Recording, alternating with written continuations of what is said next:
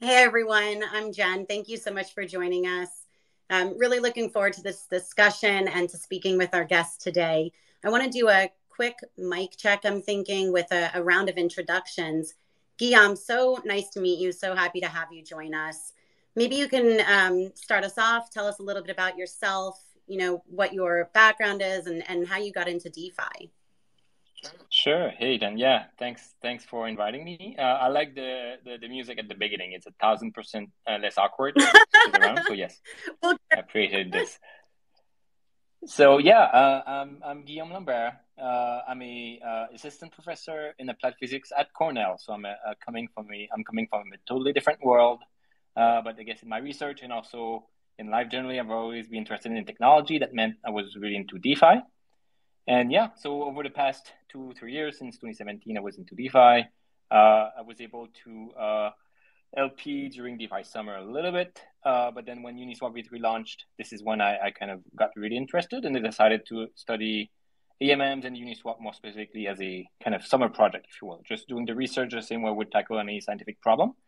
And out of that, I published several, I guess, posts on my Medium blog, but also this allowed me to now, with my co-founder Jesper, to create a protocol based on these ideas. So this is going to be what I'm going to be talking about today as well, too. But it's just reimagining liquidity providing and AMMs, not just as kind of spot trading machines or contract, but rather also as options selling or options buying contract as well. So that's kind of what we go with Panoptic, which is kind of the protocol I'm building now. Wonderful. Thank you so much. And thank you for such a great introduction. Stefan, what about you? Would you mind going next, telling us about you and your background and what got you into DeFi?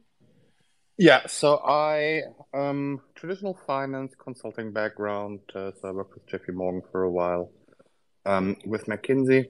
Now I'm advising in the DeFi space, and I've been working with Bancor especially for a while. And now pretty active on their on the latest protocol. Also worked with them on the Uniswap V3 analysis. And so I've been looking at AMMs for a long, long time, especially also from an option theoretic perspective, because this is essentially my background that I used to start out a long time ago as a quantitative analyst, charge of option pricing models for Paribas. Wonderful. Thank you. And Mark, tell us about yourself. Yeah, certainly. So similar to Guillaume, I come from a scientific background. So I was an organic synthetic chemist, but I've also done a lot of work in like immunology, a little bit on nanotechnology side. And what brought me to DeFi, I think, with a lot of people, was actually the pandemic. I was forced to turn down a scholarship that I had to go into a leg of work in Germany. And due to the border closures in Australia around that time, I had to miss my flight. And that wiped out about a year of research that I wasn't going to be able to do. And so I spent a lot of time in DeFi DAO discussions, and eventually ended up working for Bancor. Perfect, and we're happy that you did. Thank you. Okay, so before we really get into Panoptic and Carbon and the actual new protocols, right, that are in development and being introduced, Guillaume, I want to kind of speak to you a little bit. Uni V3 was it was a pretty significant change in DeFi, and you are an extremely influential supporter in all of that. You also really helped liquidity providers realize to an extent that they are actually traders. As AMMs continue to evolve, is this the mindset you believe LPs need to have moving forward? Yes, exactly. And I would say that if you're not necessarily a liquidity provider, but just a swapper or a regular trader, as you say, whether it's UniV2 or V1 or even Bancor or all of the other AMMs, your experience is basically the same. You have two tokens, token A and token B, and you can swap at a price that you believe is pretty accurate.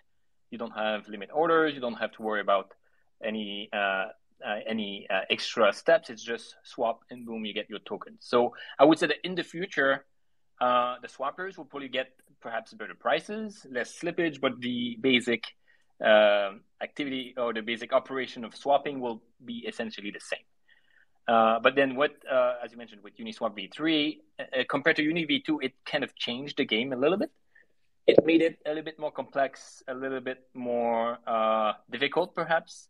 And also it meant that what used to be a rather passive endeavor, which is just leaving your LP token there, hopefully collect some liquidity mining rewards, but just living there for a while and seeing the fees accumulate was what you did before. Now with Uni v3, it's a bit more difficult. And as you mentioned, yes, it means that the liquidity providers will probably have to be a bit more active, or at least be a bit more purposeful in their liquidity providing, so that it's not just passively waiting, but rather putting on a trade that has some assumption perhaps to it, a directionality up or down, but also you have to adjust. You have to reorient every week, perhaps, certainly not every day, but something that means that you have to be kind of on top of things more generally. And that's, I think, where there's a lot of not just research, but a lot of space to improve beyond even the Uni v3. How can you actually make it either a bit simpler to adjust, also a bit more easy to follow if you're not, again, an experienced trader? Right, and it seems like we're on that path, right? Like as that evolves and as things start to kind of come to that sort of sense, I guess, then you can see these different protocols, like we'll speak about, kind of helping guide that way. Mark and Stefan, do either of you guys, do you want to speak to that? Do you see the mindset of LPs becoming more of a trader mindset as well? Yeah, I would say that the general awareness across the space is improving, quite rapidly. I've said before that I think that during a bear market is when people actually start to get smart, as Guillaume was just referring to, with things like liquidity mining rewards and other incentive programs that were on offer across DeFi protocols during DeFi summer and right up until sort of halfway through this year. The people didn't really question what they were doing or why that they were doing it, because they had such a clear incentive in front of them. That proverbial carrot sort of kept them coming back to these DeFi protocols. But I think it's not controversial that these incentive programs cannot sustain these protocols forever, and eventually they need to find some sort of self-sustaining model, right? The use of the protocol itself needs to be the single and only reason why someone chooses to use it. And I think in that respect, we need to ask as protocol developers what it is that users are hoping to achieve, and how can we service that need. And with that view, I think pandering to the needs of traders and treating liquidity positions as, for example, options, which is something that Guillaume has written about, quite extensively on his Medium, but also as limit orders, which is something that Uniswap v3 sort of alluded to a little bit in their white paper, and a concept that we're hoping to develop a little bit further with the release of Carbon. I think we can create an environment with protocols with different nuances that will have value in and of themselves, and that traders and participants in DeFi will want to use for their own sake. And so, yes, I'm absolutely convinced that that kind of behavior is the thing that we want to encourage. And if we continue to assume that there is this latent sort of need for sort of passive liquidity provision and things like that, that we're going to continue to sort of fall into the traps that we fell for in the 18 months essentially leading up to the position that DeFi is in now. Yeah, the one thing that I would like to add here is that I think there is some awareness now that being a liquidity provider is a trading position. It's this square root profile that is kind of a little bit of a funny European option profile, and that kind of cuts off your gains on the upside, and that makes your gains worth at the downside. Now, I'm not sure how far it has sunk in so far because of two reasons. The one reason is obviously the liquidity incentives, which were somehow playing against this. But the other thing is that I think people had this funny calculus that they said when they LP'ing into tokens, and they realized impermanent loss when one of the tokens mooned and the other one didn't go too much, but because both tokens went up, when people looked at their US dollar accounts, they actually said, yeah, I mean, look, I didn't make 20x, I only made whatever, square root 20x, what it is, depends on what the other things are. So, but people are still up. But now, I think what people have not realized yet is that on the downside, this impermanent loss gets even worse, because on the downside, the token that falls takes on a non-range, so on a standard K equal X times Y AMM, the token that goes down pulls in 100% of the liquidity, and you lose your entire position, and then you're 100% in the worthless token. And this is obviously going to be particularly interesting if you're looking at stables, where so far there hasn't been a big impermanent loss thing, because, well, they always trade around one, so they're the ideal pair to actually do liquidity provision. But if a stable coin goes to zero, then obviously this is going to be massive carnage on the markets, and then people are going to realize massively that they take a really, really big position when they do. So yeah, I do think sort of smart people do realize that they're position takers. I'm not sure that the entire market has woken up to it, what kind of positions they're taking, and I think it's part to us, or it's sort of us in the AMM industry, if you so want to really educate people around this, that they understand what the risk they're taking. Mark, you said that, want to a need for this. Did I cut out? Yeah, you cut out just then. Would you mind repeating that? No, not at all. Okay, you were saying something along the lines of, getting the industry to realize that there might not be a need for this passive LPing, right? In that regard, and Stefan is saying that some haven't exactly woken up to this yet, but as we continue to educate them and, LPs continue to learn about these sorts of risks that he's referring to, that brings me to the question then, do you believe that the passive LPing will become a thing of the past?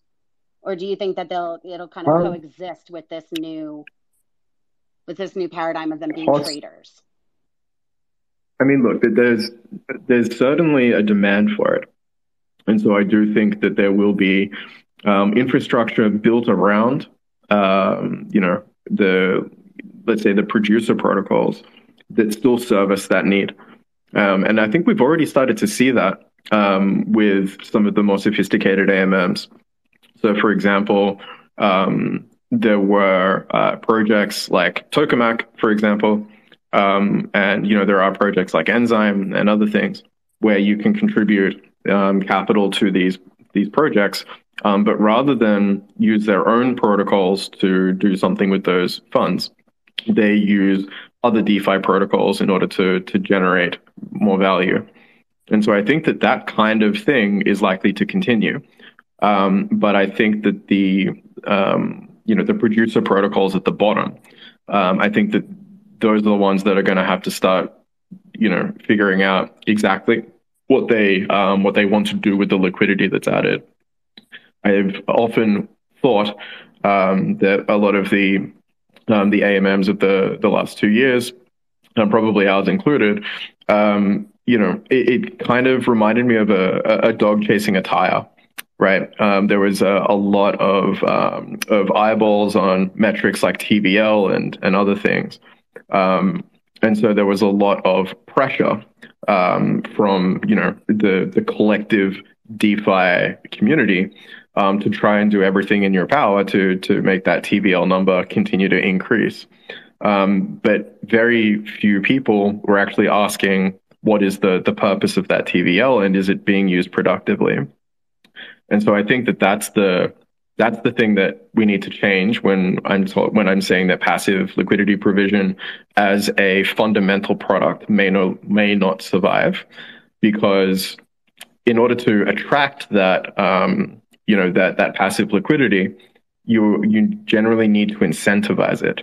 And so one of the things that I've been saying more and more this year is that these AMMs and other liquidity protocols that essentially pay users or incentivize users to provide liquidity to them, the customer and business relationship is somewhat inverted, where these liquidity providers expect the protocol to pay them in order to perform a service.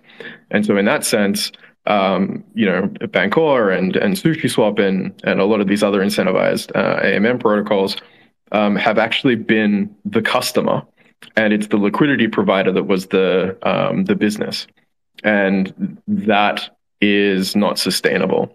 So I do think that it's likely to it won't continue in the same capacity that we've seen since DeFi summer, but it will still continue. There will be specialist protocols built on top of the underlying infrastructure, and that will offer specialist services the same way that yield optimizers and things on top of Uniswap v3 are structured. Those will continue, and I have every confidence that they will succeed.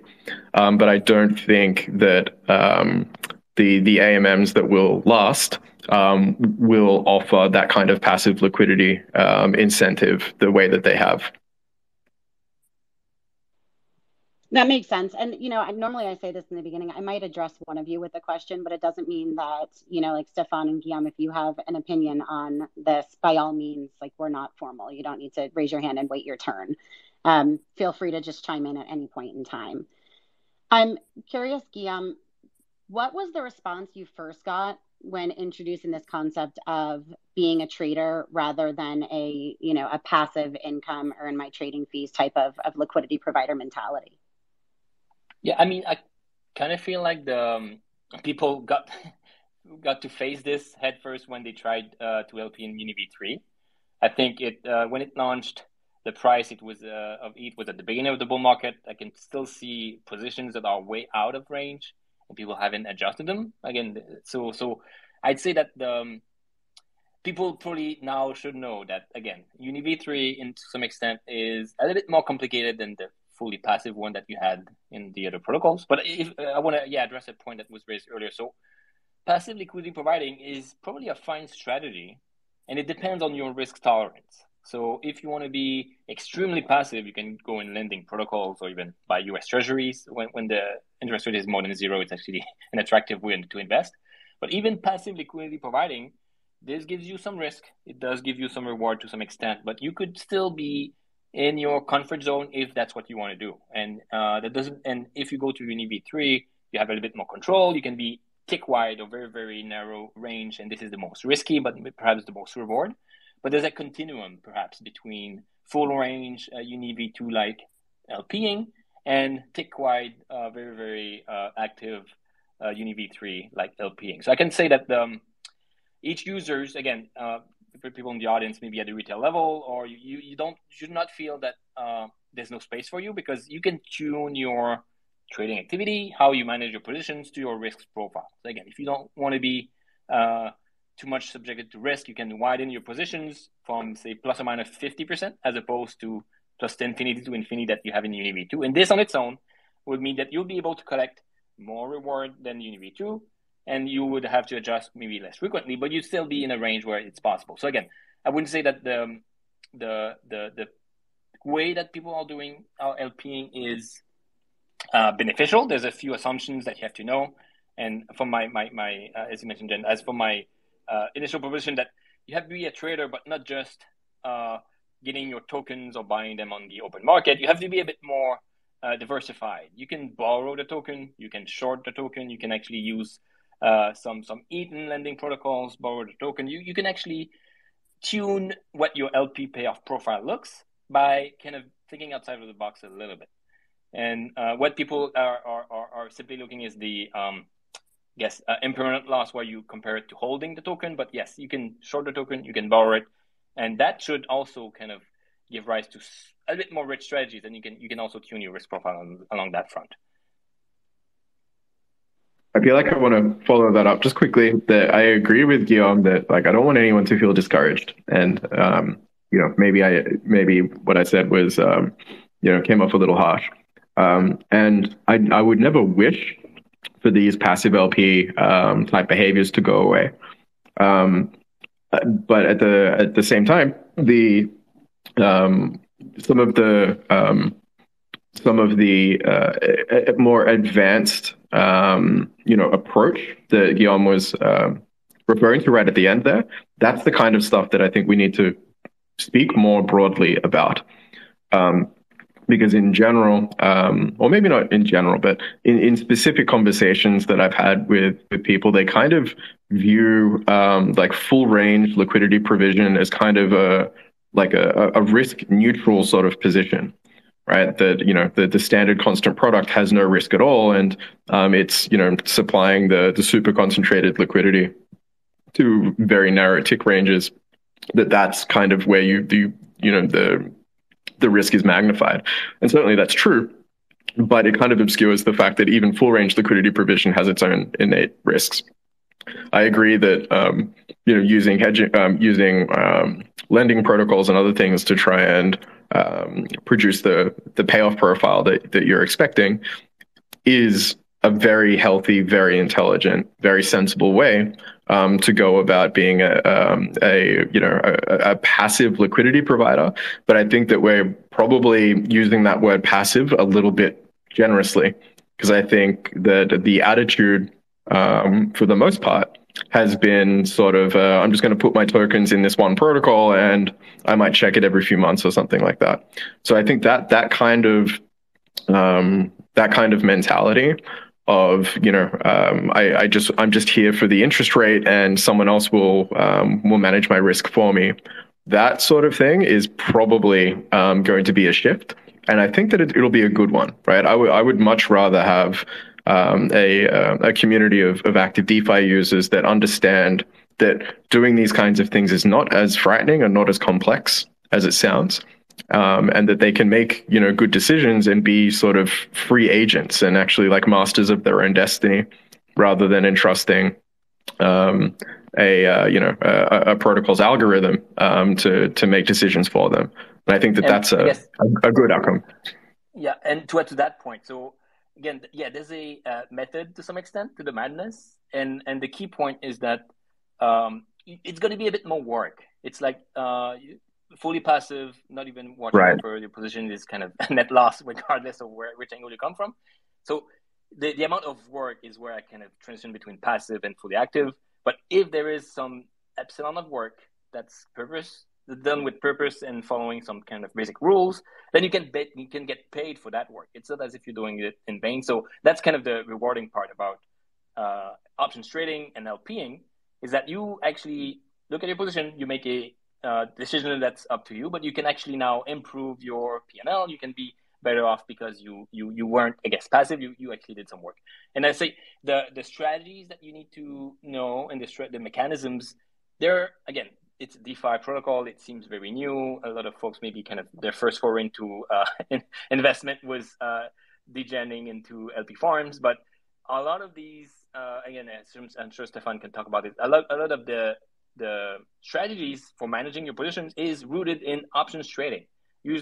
Folks have been able to trade options for decades now, And there's still a method there where you don't only buy options. You can buy and sell options, create spreads, limit your risks. There's a plethora of strategies that, again, with Panoptic, this is what we do. We say, okay, LPing is like an options protocol. Let us use the strategies, the tools from options to help people better manage their positions. And it's where you can now kind of unravel all the strategies that, again, people have spent decades beta testing, and you can just apply them from day one with kind of this known historical performance that, again, options traders have been able to do. Yeah, I agree. And I think, for anyone on the call who hasn't looked already, one of the things that made Guillaume so popular on Twitter and helped him to amass the followers that he has are these like phenomenal flowcharts that kind of break down that kind of risk management mentality. And so I know for a lot of people that kind of came to DeFi for the party and kind of hanging around, a lot of these financial concepts, they can seem unfamiliar, right? Or even, frightening or insurmountable. And they're really not. And I think that, the material that Guillaume has produced and is freely available on his Twitter and on his Medium, is definitely worth the look, because this stuff is just not as complicated, as the vernacular might make it feel.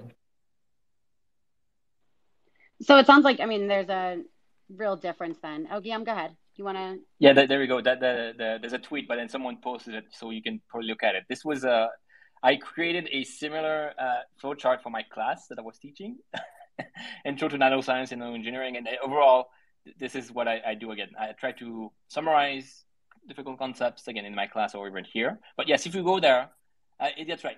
LPing is not for everyone, but if you say, okay, I'm going to try it, you can actually go there, see what your directional assumption is, how frequently you want to rebalance, what's your kind of profit threshold, and that should guide you to some extent. And overall, the flowchart is one way. These Twitter Spaces is another way, but we want to communicate very clearly that, again, it may be difficult, but again, it's a rewarding work. You can actually see finance in a different way when you deal about LPing and options trading that you wouldn't see necessarily with spot trade. And overall, we will be continuing to do this. But in Panoptic, I have a tweet as well. But 100% of our marketing budget will be research pieces or research content like this, because we, to some extent, don't even know what the best strategies are. We have a good basic starting point, but we will be doing back tests. We will be doing kind of these strategy type of studies that will help us, one, understand more broadly how, again, Panoptic and LPing can be better managed, but also can we actually spread this and find the best strategies together with our community? Because at the end of the day, this flowchart, I could probably iterate already on a few things there, but then as we move forward and with Panoptic, we'll be able to access leverage, be able to combine multiple legs. There's going to be a lot more kind of strategies available, and that is going to be more of a kind of discovery process, I'd say, for the next few months. So, Guillaume, options is obviously like an incredibly important market, but lacking from DeFi, right? Not the protocols themselves, but the use of them. And you mentioned this in your white paper. I think at the time there were 30 or so.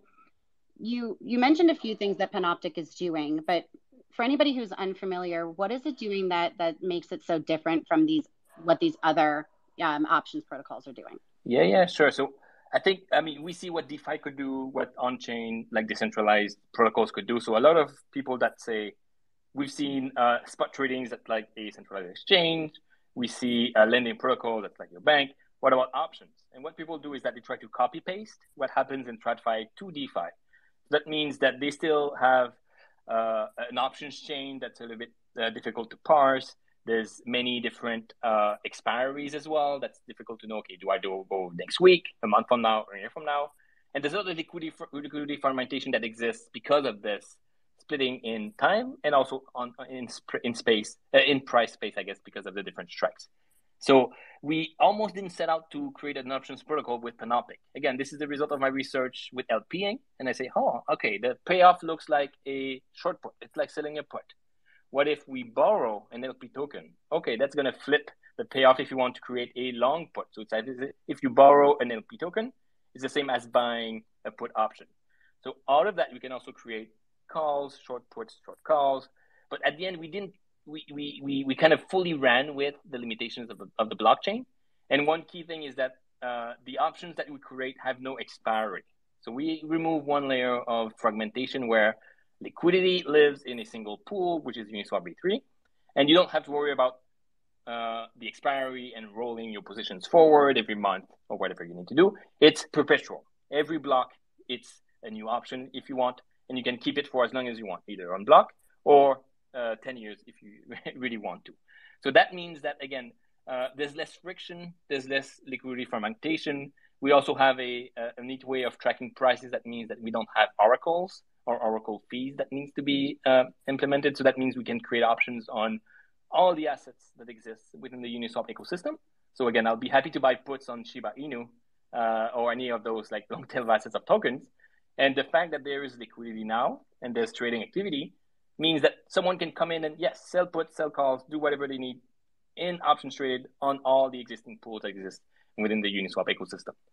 So again, I would say that we want to create something that's almost a Uniswap of option, where Uniswap made it possible for anyone to create pairs on any assets, whether stablecoin, ETH, or any long tail assets. We will kind of enable the same diversity than you see in Uniswap with Panoptic options. Great, thank you. And Stefan, I want to hear your opinion on that as well. In addition to everything that Panoptic is offering, in terms of what was lacking from DeFi, you have also published quite a few and done such research on options. I'm curious your take on that as well. Yeah, I think what is really interesting is this perpetual character. I also thought that perpetuals were actually a really, really good product. Actually a much better product than we had in traditional finance, because in traditional finance, futures are a little bit of the pain in the neck because you permanently need to look at the expiries. You need to look whether they're reversed or in contango. You need to roll your futures. You have a cost of rolling the futures. And this is just, for the non-professional trader, this is super painful. And well, if you have physical delivery futures, you end up having a couple of barrels of oil delivered to your home if you don't close them out early enough or stuff. So perpetuals were a really nice product because they took this time horizon component away. And I think this is really interesting in the Panoptic protocol, that again, taking this time horizon protocol away. I mean, it makes things easier for traders who want to just trade numbers. It also makes it quite interesting for a little bit more quantity guys, because obviously options do have a maturity. And if you say they don't have a maturity, then this generally somehow affects the carry. So there are certain carry implications and stuff. And but this should be very interesting to see, especially in what the borrowing premium is for the LP tokens, because ultimately, the borrowing LP tokens is a very neat way of creating option positions the other way around. Now, obviously, the interesting question there is whether this can introduce a maturity. Yeah, either you borrow term, then you have the majority for this term borrow, or you borrow with where people can claim their assets back, or you borrow with unlimited term. So I think that's, and I haven't looked at the Panopticon protocol there in full detail, but I think that's a very interesting thing to make things easier for traders, because it's hard enough to trade a one-dimensional space. Trading a two-dimensional space gets really, really tricky after a while. Yeah, exactly. And I think we are asking ourselves the same questions. And for now, and again, for those that are used to buy options, maybe GameStop style, the way it's working in Panoptic is that you don't buy an option. Say the GameStop frenzy, people bought the 1,000 strike option. They gave money to market makers. Of course, GameStop never went to that price, so they lost that money. In Panoptic, because the options are perpetual and you can't really know how long you're going to hold them, when you start or when you create or buy an option, it costs you 0, and the price increases over time. So you hold it for one block, you have a costless option, you can remove your liquidity. If you hold it for a year, you would accumulate more and more premium. And again, in the case of GameStop, of course, the price never touched it. So at the end of the day, all of those degens bought the call will have a call that costs them nothing. They could just fold them, roll them, remove the liquidity, and have kind of a costless option. So here, that means that the sellers here will have to find it worthwhile to sell options. And this is probably something that's going to be hard to do, find someone to sell out of the money options on these volatile underlyings. But that's kind of, again, a new way. And in the case of buyers, you can think of it as a cost-free options that you only pay near or close to exercise. And for sellers as well, it's just similar to LP'ing, but you can also tap into some type of kind of multi-legged strategies or leverage. And one example of which is that, again, impermanent loss is the bane of the existence of many LPs, but you can transform what is, again, a naked put to a put spread, which is you sell a put, but then you buy a put at a lower strike. And that limits your risk. You can say the maximum I'm going to lose is 10%, 5%, 1% of my assets. And if it goes in that range, I can collect some fees. If it goes below, my losses are capped. So again, that's probably going to generate new ways of thinking about LP'ing, but also kind of the missing piece more generally that was not present in Uniswap V2 and AMM is the ways to control or buy protection, again, in the form of long puts or long calls. Guillaume, I'm curious why your own standalone protocol rather than, was collaborating with Uni ever an option? Or was this something that you wanted to do on your own? So we are tapping into the Uniswap smart contract. So, and Uniswap is actually behind us. Again, we recently closed a seed round. We raised through the bear market, but Uniswap Labs Ventures is part of the round. And because they see this as a net positive to the ecosystem, because we can bring in or bring back maybe LPs to provide liquidity. But yeah, the key point is that we don't need to extract liquidity or attract liquidity from other protocols. Whatever exists in Uniswap, the Uniswap smart contracts that people trade against, we can build on top. So the ETH USDC pools has, again, hundreds of millions of dollars, but all the long tail of assets that has some type of liquidity, we can be a tiny fraction of this. But then the trading, the price stabilization, the actual kind of back and forth will be regulated by the bulk of the Uniswap liquidity. So that means that there's much less barrier of entry for LPs. The funds ultimately go to the most popular and mostly traded protocol, which is Uniswap V3. And in the case of us, we don't need to kind of attract a lot of market making because, again, the pool that is the Uniswap pool has a lot of liquidity that can stabilize the price beyond what we can bring. So moving forward, we like Uniswap, of course, but we're a bit agnostic. So Uniswap is the only concentrated liquidity protocol, and we can build Panoptic on top of any concentrated liquidity protocol. And okay, I guess other protocols could also compete with us, but we want to become the de facto LP tool or LP smart contracts that help providing liquidity. And at the same time, we kind of have unlocked what is currently like Uniswap V3. It's an options protocol for LPs, and it's a regular exchange for again, the spot traders. What other tools do you guys feel are necessary to help, the LPs kind of evolve with the AMMs as they continue to evolve? Yeah, so that's what also makes it very interesting to me is the unknown, the new frontier. I've spoken with a few kind of finance, either professors or PhDs, and they have, again, a lot of experience. What we're doing now is what people have done in the 60s and 70s with options. So I feel like the research, the deeper understanding of what these positions are is what could benefit the most. Again, before Black-Scholes, people were pricing options whichever way they felt. It was hard to know, okay, how am I exposed? With Black-Scholes, of course, it's not a perfect model, but it helps. It kind of made the options market go like 1000x in like 3 decades. Aren't you French? Most things the Bachelier did it 50 or 100 years before Black-Scholes, no? Yeah, exactly. So I think yes, the models that people have used I've been kind of known for a while, but it's only when people started to use them, I guess, that it made a huge difference. And again, it doesn't mean that it's a magic recipe for profit, but at least you know the risk, you know what you're trading. So I think again,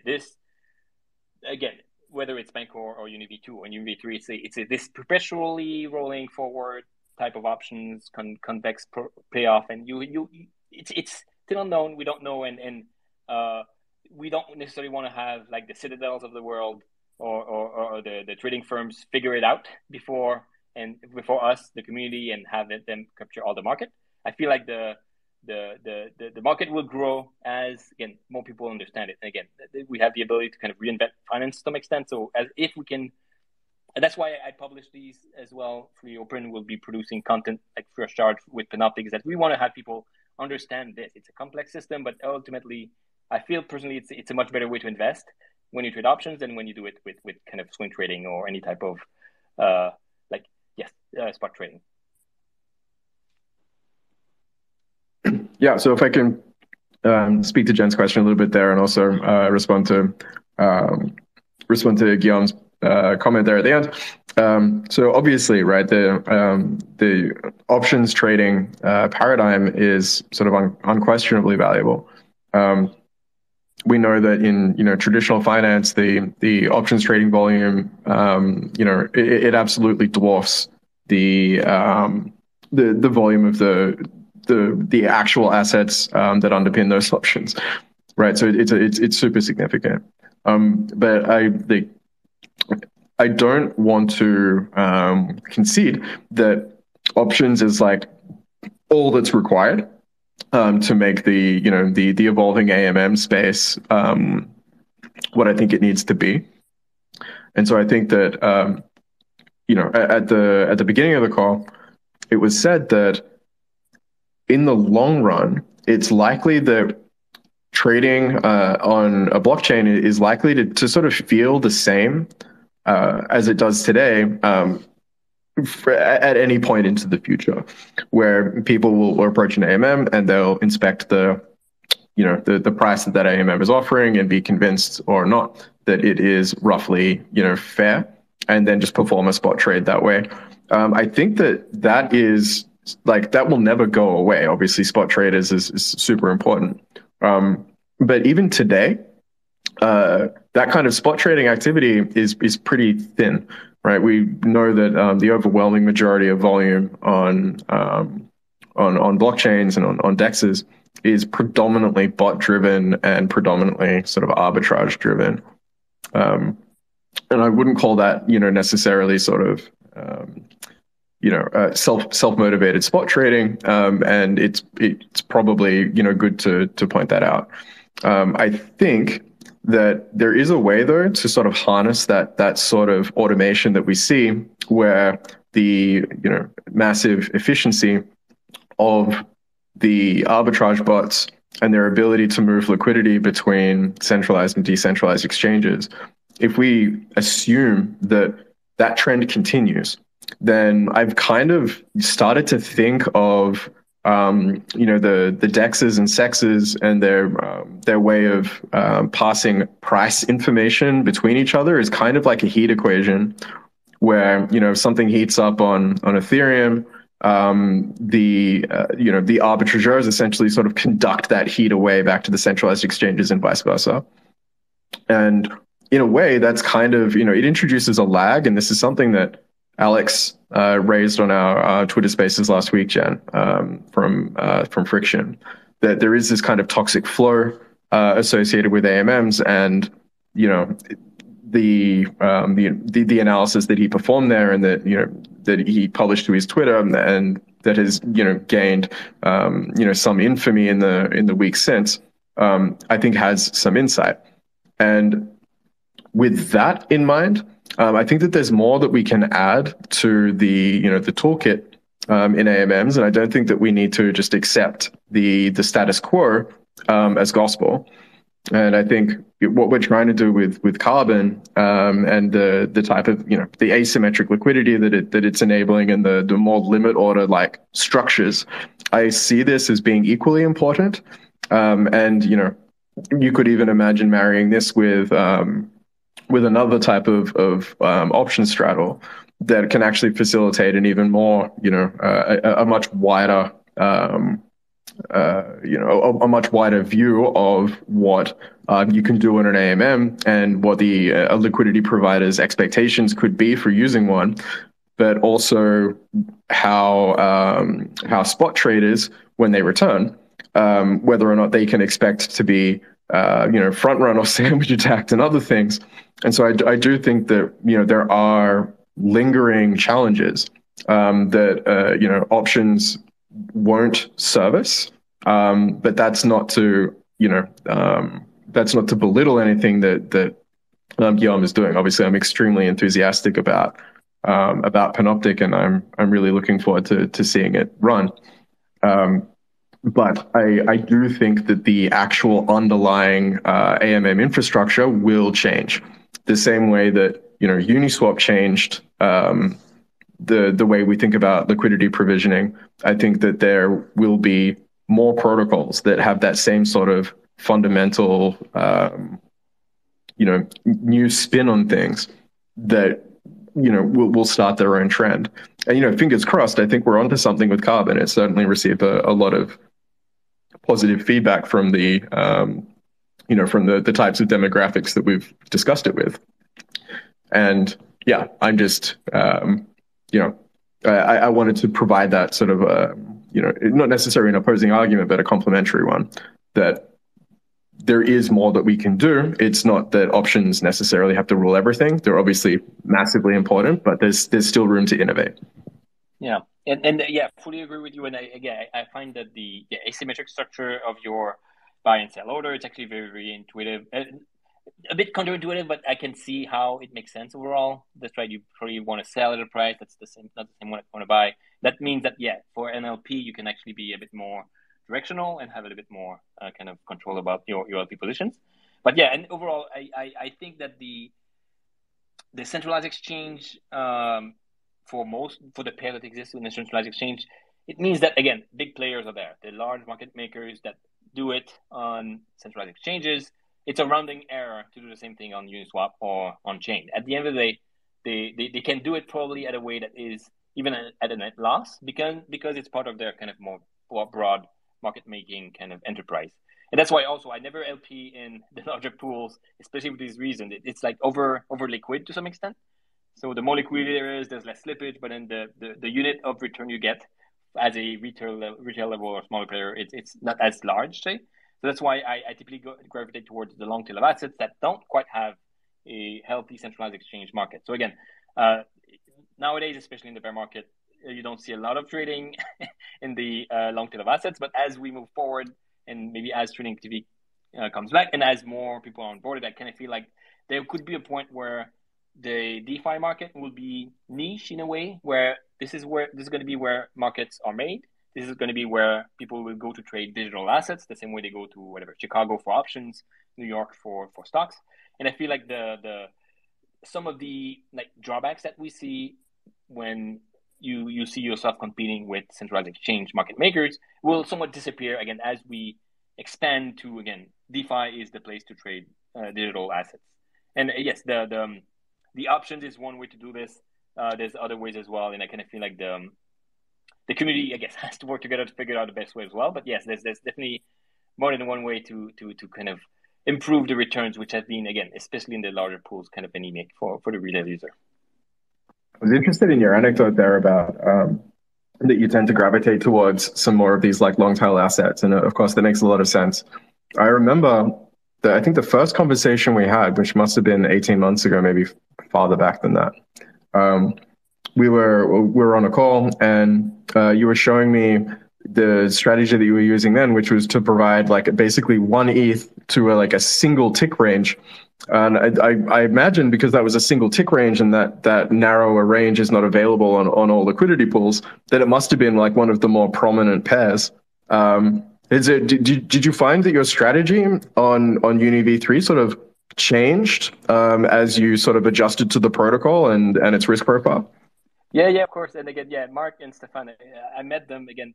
I started writing these articles in June 2021, and my first article was like LP tokens as perpetual options. So I've been driving these ideas, but I think in July, these guys reached out to me, and yeah, we did chat. And I remember I was doing single ticks. It didn't work in the long term, and I didn't know why quite then why, but now I know a bit more. So again, the width of your position, as I mentioned, is a measure of your risk, but also a measure of how frequently you have to adjust your positions.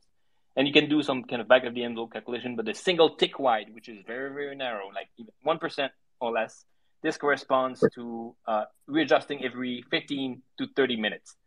So I was lucky for the first few times where it did go back and forth, and I was able to snap it within, say, a couple of hours. But yes, I can do it in the long term. So I guess on my flow chart, I do have like 5% wide, 20% wide, depending on the risk. But yes, I do feel that this was the beginning of me trying to understand by experience. Again, I have hundreds of positions that I've managed over the years in UniV3, and I narrowed down something that works. As I mentioned, long tail assets, I borrow the token because tokens always go down, and it helps me kind of manage my directional risk. But yes, I kind of feel like the strategies, if everybody was doing the same thing as me, I would probably have to find a slightly different one. But yes, that's kind of what I'm doing now. I think that this kind of speaks to a little bit one of the rhetorical questions that's included in the preface to this Twitter Spaces, which is is high frequency trading likely to be something that we see on blockchains? And one of the things that I told Jen prior to this call was that I don't think that there's any risk of that happening, precisely for the reasons that you raised there, which is for one, it's very, very difficult to do something time sensitive on a blockchain, like even one that's only got a 12-second block time like Ethereum. But even the gas cost of having to actively manage what you're doing, constantly removing and readjusting your liquidity is it's phenomenally expensive. And yet, it could be, but I think it's probably not out of range of technical people. You can run about 12 seconds is an eternity if you compare to the millisecond latencies that you have in HFT. So that's right. It levels the playing field a little bit. No one has an advantage by having an FPGA calculate the voltages of first for you. You can do it at your own pace in 12 seconds, and that's kind of competing with the big guys, I guess, you have in terms. Yeah, but I think sort of you need to compare like for like here. The essence of high frequency trading is not that you're fast, but that you're faster than everyone else. So this is, you co-locate in the exchanges. You have extremely powerful processing capacity that is co-located. You have low latency connections between servers that are located in different exchanges. And this is what high frequency trading, this is how high frequency trading generates alpha. Now in the blockchain, you don't necessarily need that because there are other privileged positions.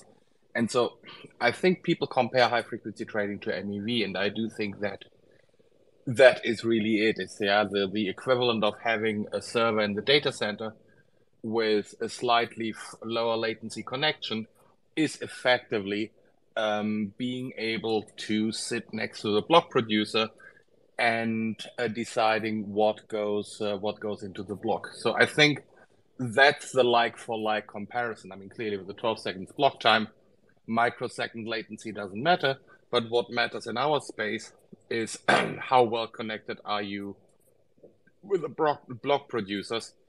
So what do you know about the blocks that will appear, or even more importantly, can you influence the blocks how they're going to appear? So I do think there is a relatively neat carryover there, and dealing with these MEV things is clearly something that we have to do.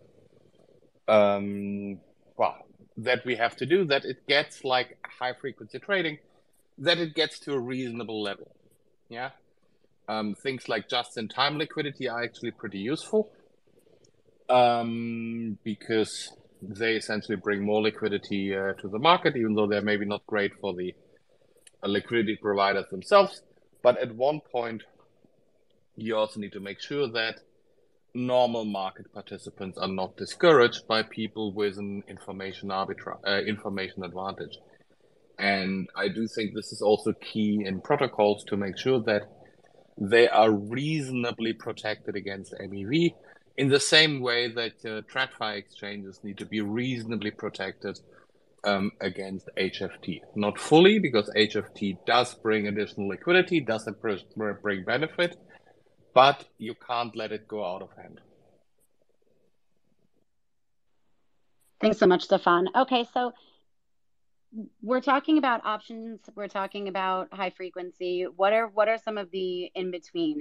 For any of our listeners that are going to start looking into, trading strategies versus this traditional sort of passive LP.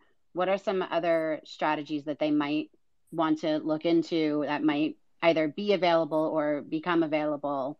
Guillaume, I know that you said that this will kind of all come in time as the space continues to evolve. But what advice would you have, or what direction would you maybe steer them in if you could? Yeah, and I think I'll speak from experience. And I guess the single piece of knowledge or information, or kind of the single piece of information that I gained that helped me the most is very simple. Nobody knows where the market is going. I'm a physicist. I can know that it's described as a geometric Brownian motion. And for you, again, the audience, it's just meaning that you actually have no idea if it's going to go up or down. Personally, when I think it's going up, it's going down. And when I think it's going to go down, it's going to go up. So I kind of came to terms with this fact. Nobody knows. But when you do this, then it opens up more possibilities. You can actually kind of use a more neutral approach. You don't have to rely on your kind of assumption, okay, this token is going to moon. You can actually have a trading approach, which is a little bit more kind of probabilistic, but also a bit more kind of realistic in a sense. The subjective intuition that someone has about a token, again, is very subjective, as I said, and it more likely than not going to come true. So again, try to take a few steps back, either get rid of your bags that lost, but then try to start from a point where you say, okay, my goal is either to accumulate USDC, accumulate ETH, or some other token I really like, but try to kind of maximize this kind of step-by-step process. It may be a bit boring than seeing a token go to the moon, but that's kind of where you can use the what we know about markets, their random nature, to kind of create something that's a little bit more steady yield than just kind of to the moon and up to the right. And again, LPing for me and selling options is the way I do this. But if you're kind of in the field, there might be other kind of ways to arbitrage or hedge or keep your position small so that you don't have kind of all your eggs in one basket type of situation. Yeah, I think that I agree that you should never act under the presumption that you are somehow are clairvoyant and have knowledge of what the future markets hold for you. And if you have a look at some of the more disciplined traders, and there's actually there's actually a phenomenal collection of really well established career traders with YouTube channels. And if you have a look at what some of these guys are doing, they have these very Stefan, do you mind muting yourself? Thank you. They have these very long-term sort of plans, and a lot of them don't get emotionally attached to the kinds of things that they're trading in. Some of it is very data-based, like looking at very long-term trends, and I don't think that should be confused necessarily with knowing the future. But they do have kind of, let's say, entry and exit strategies, and it's not emotionally charged. They will, look at, certain metrics and come to a decision slowly over time about how they will identify an opportunity when it presents itself, what sort of actions they're likely to take, and then know when that opportunity, has basically reached maturity, and how to get out of that position without doing anything rash. And I think that, choosing buy ranges that are, let's say, well aligned with your risk profile, and then knowing how to scale out of a position slowly so that you don't feel like you're missing, a huge, 20x rally or something that you might have otherwise been, a beneficiary of, had you not exited too early, but also, not holding on to assets for too long. That you feel like your life would have been much better had you scaled out a little bit earlier. And so that there is a lot of really great trading advice out of there.